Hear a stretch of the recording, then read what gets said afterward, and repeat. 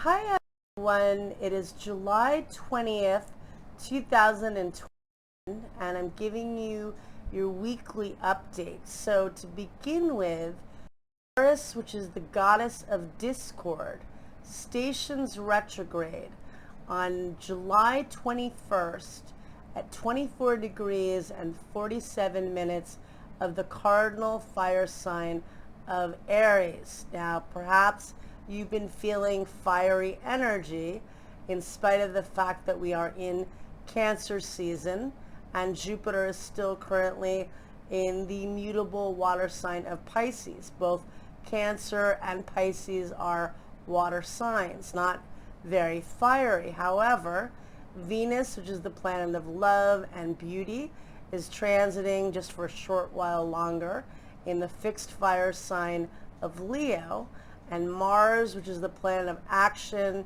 and is the warrior planet, is also transiting in the fire sign of Leo, giving us a lot of creative flair and fun. But I think that recently, at least I've felt it and I think others have, is that Eris, which is the goddess of discord, stations retrograde tomorrow on July 21st at 5:07 a.m. Eastern Daylight Time, and we feel that energy a few days before and a few days after. Eris is the sister of Mars, and she is a goddess of integrity and wisdom, but she's also very fiery and combative. And in the last year, since January of 2020, Pluto, which is the cosmic compost and the planet of death and regeneration, has been at war with Eris, and it's been squaring Eris on and off, and it will do so two more times on August 27th and on October 9th. And Eris is currently at 24 degrees cardinal, 24 degrees and 47 minutes of the cardinal fire sign of Aries, and that is where Pluto stationed retrograde last summer. 24 cardinal, 24 degrees of the cardinal earth sign of Capricorn. And later in October, Pluto will station direct on October 5th, 24 degrees cardinal at the cardinal earth sign of Capricorn. So between 22 and 26 degrees of the cardinal signs, if you have planets and or angles at these degrees, you will feel this the strongest. But we're all feeling a little bit of the fiery energy of Mars' sister. But Mars is also currently in Leo and forming a helpful trine to Eris on July 21st. So hopefully that will help everybody feel a little more optimistic. I think they will still be a little bit fiery and combative.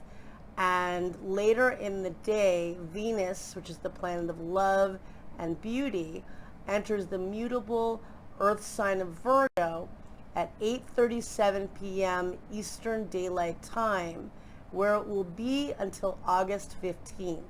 Venus is technically in its detriment, or actually in its fall position, because it's exalted in the opposite sign of Pluto. But I've found a lot of people, whether they're makeup artists or hairstylists or people in the beauty industry, often have strong Virgo because it's very meticulous and good at attention to detail. So Venus will be in Virgo from August 21st until July 21st until August 15th. And for the Virgo house, that's really good. It makes you extra magnetic. It's good for fixing up your appearance. And for all of us, it's good for improving things in our environment, or, getting things organized, cleaning things up, and definitely fixing up our appearance if we choose to do so. And then the other thing too is that Venus opposes Jupiter on August 22nd, and that's early in the morning, and that usually is not necessarily a thing. Those are the two benefics.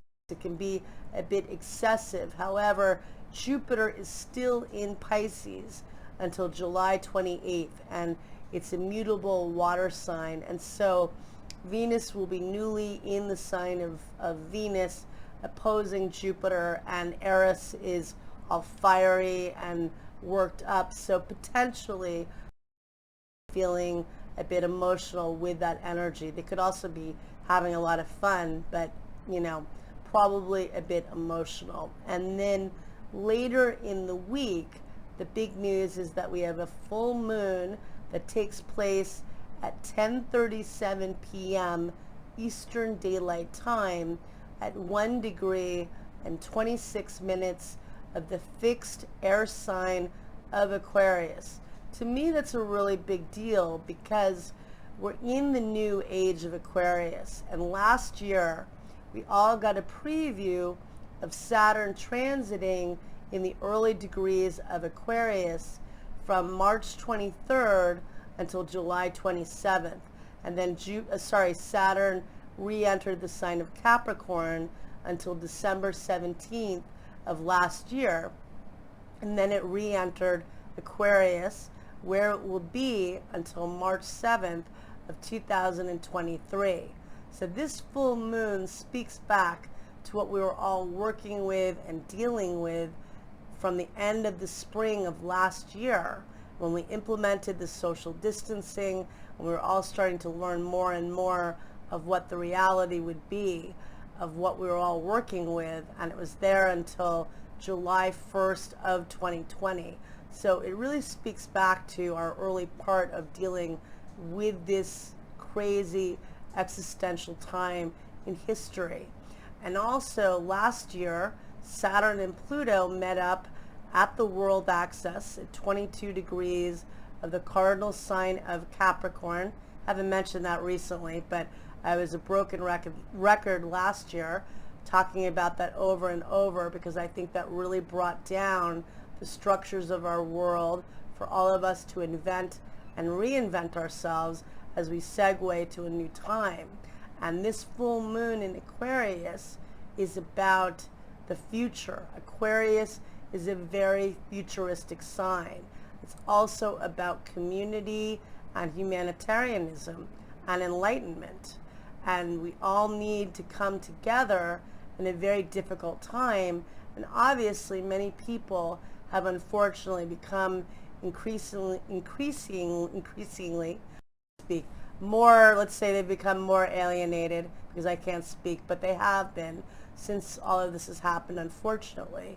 And some people have come together in this difficult time. A lot of people have, but alienation is a theme we're dealing with Saturn and Aquarius. This is the Saturn return of the internet, and the internet can bring people together. It can help to teach, it can do magical things, but it can also keep people very alienated, and it can cause detrimental things too. And so each of us is reassessing how we can work best with that. And the reality is we have to make friends with technology. In the new age of Aquarius, it will facilitate our being able to do great new things. But we also need to come back together in more organic ways, make more time for our friends and co-workers or clients or whatever it is. We need to get out in this world. So it's a little bit of a fiery week.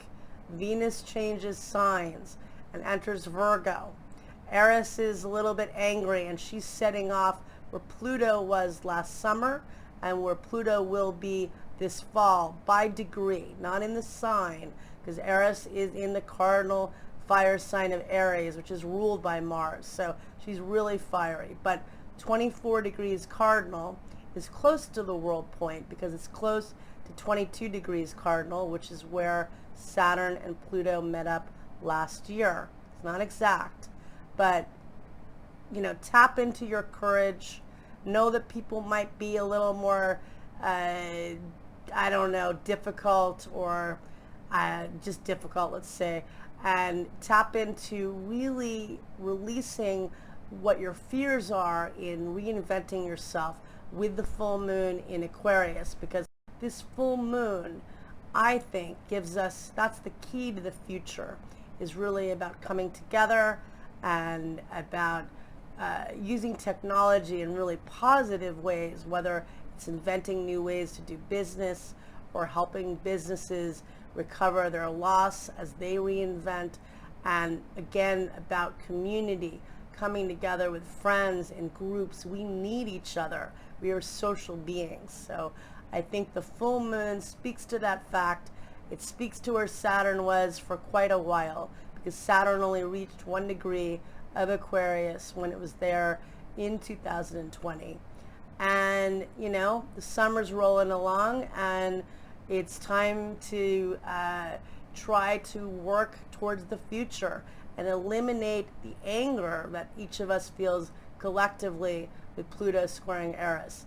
Pluto and Eris will square one another 2 more times on August 27th and October 9th, and Pluto will station direct on October 5th at 24 degrees of the cardinal earth sign of Capricorn. So we're not done with the story and with the fiery energy, but fight for yourself in an ethical and positive way and try to avoid pettiness if that might be occurring.